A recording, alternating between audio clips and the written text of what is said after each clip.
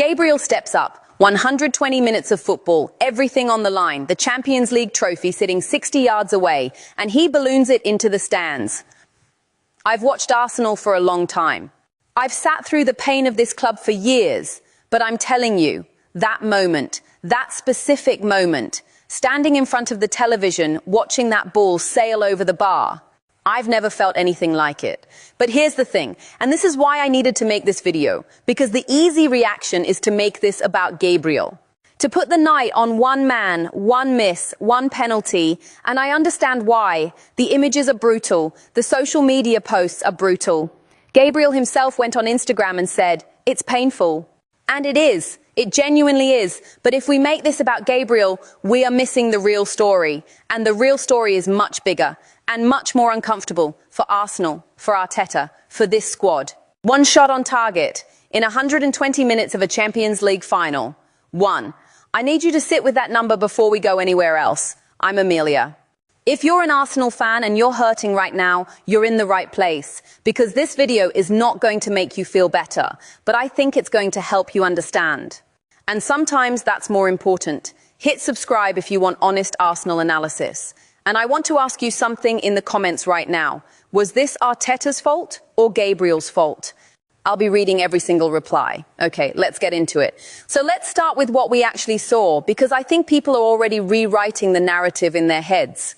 I think people are already moving toward, well, we were brilliant, we almost did it, it just came down to penalties. No, let me tell you what I saw. I saw an Arsenal team that scored in the 5th minute and then stopped. They went into a posture that wasn't about winning the game, it was about not losing it. And there is a profound difference between those two things. Kai Havertz was magnificent in that moment. He broke in behind, he finished with composure 5 minutes in. Arsenal fans around the world lost their minds, and rightfully so. That was the dream start. And then, nothing. For the next 115 minutes, with the exception of Dembele's equaliser, almost nothing happened. PSG had the ball, Arsenal sat. PSG tried to break them down, Arsenal defended. PSG brought on Goncalo Ramos. Arsenal held their shape, and I kept thinking, where is the second goal? Where is the moment where Arsenal go and kill this game? It never came. And now here is where I want to challenge something, because some people will say, that's the system, that's Arteta, that's how you win finals. You stay compact, you defend your lead, you make yourself hard to beat. And I hear that, I genuinely do. But let me ask you a question. Did you actually feel comfortable watching that? Did you feel like Arsenal were in control, or did you feel like Arsenal were surviving? Because there is a difference. Control means you have the ball when you want it. Control means you can hurt the opposition if they push too high. Control means when it gets to 90 minutes, you feel like your team can manage the moment.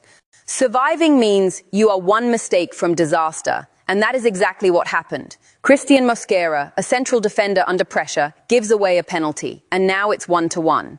That goal didn't come from PSG being brilliant. It came from Arsenal being stretched by the pressure they absorbed for over an hour. That's what happens when you don't play football. You get tired.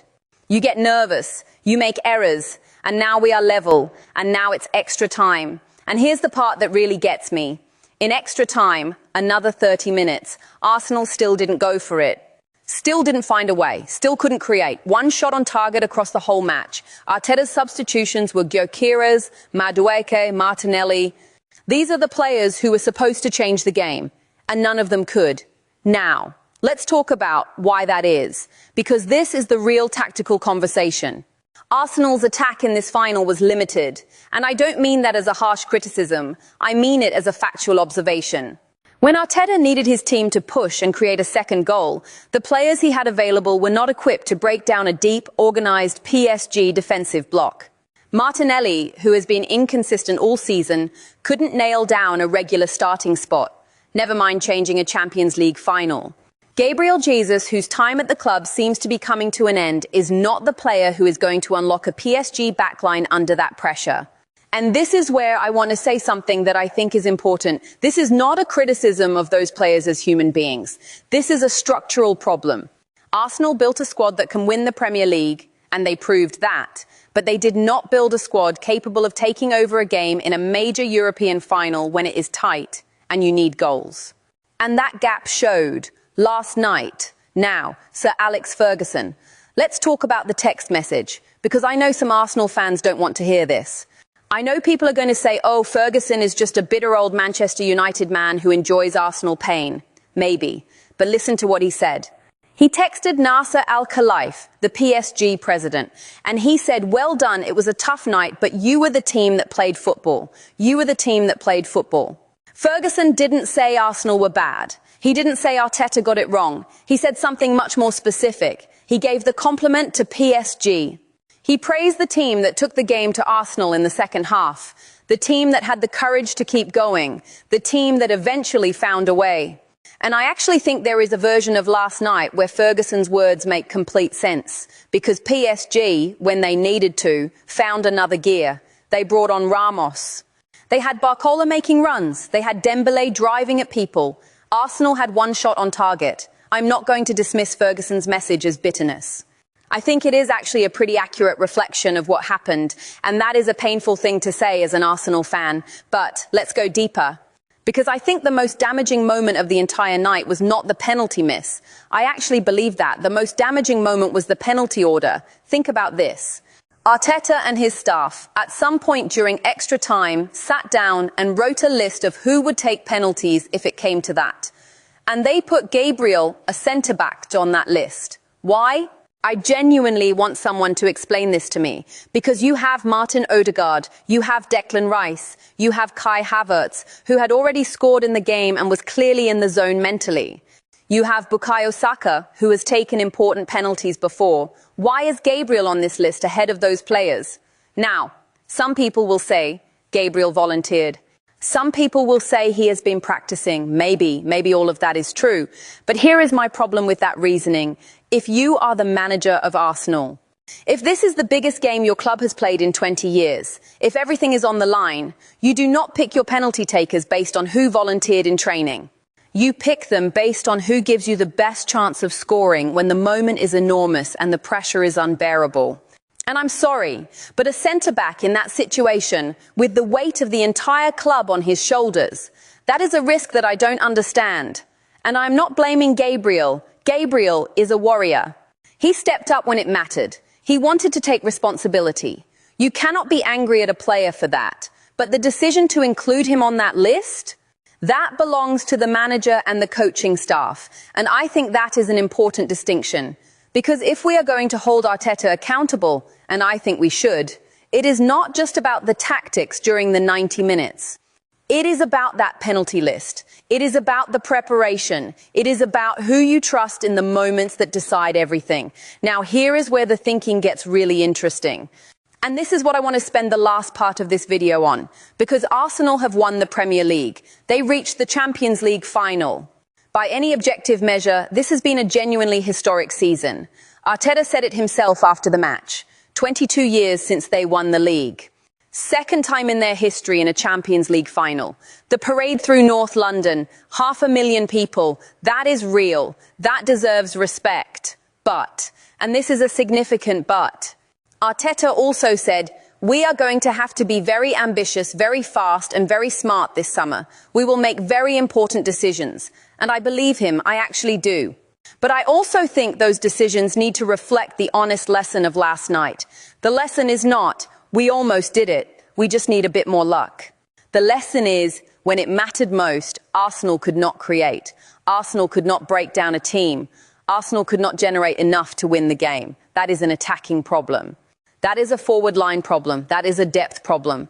And if the reports are right, and if Arsenal are genuinely looking at Julian Alvarez and Rafael Leao this summer, then I think the club understands this too. Let's think about what Alvarez would give Arsenal. He's 24. He has a Champions League winner's medal. He's played in massive games, under pressure, and he has delivered. He operates in tight spaces, he has technical quality, he has mental strength, and crucially, he is the kind of player who takes the ball and makes something happen when the game needs it.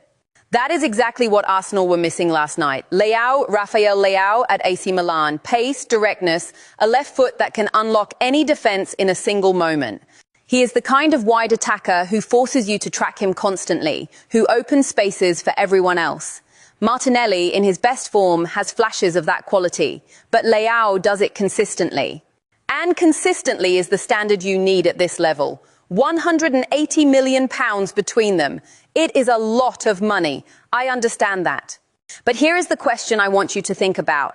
What is the cost of not spending it? Because what we saw last night was a team that could not unlock PSG when it needed to. And if Arsenal go into next season, another Champions League campaign, with the same forward options, the same depth problem in attack, and they reach another final, and they cannot score, then what? Then all of this, the rebuild, the Premier League, the belief, starts to feel hollow. And I don't want that. I don't think any Arsenal fan wants that.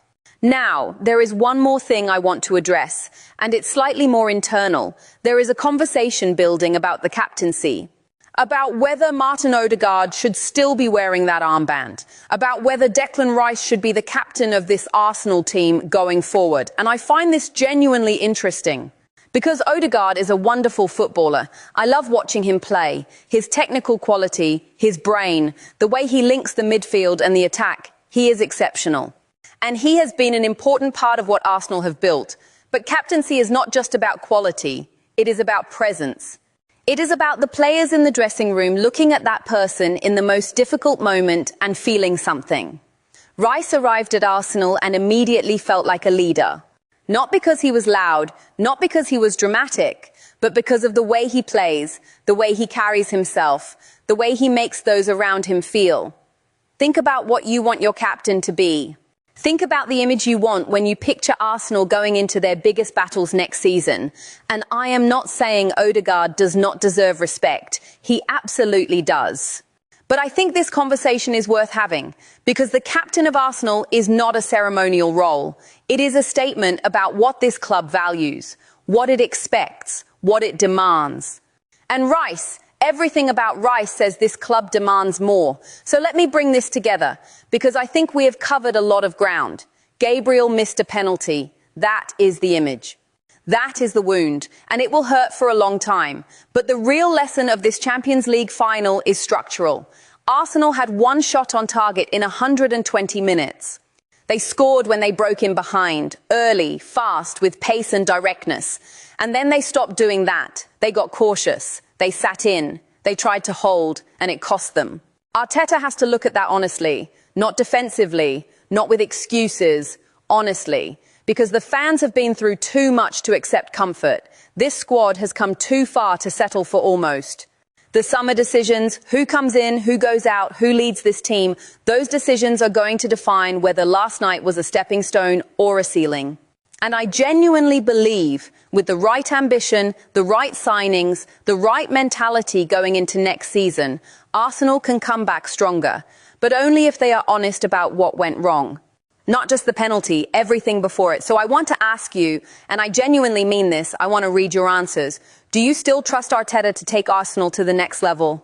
After everything you saw last night, drop it in the comments. And if you are still here, watching until the end, you are clearly as obsessed with this club as I am. So thank you. Subscribe if you haven't already, and I'll see you in the next one.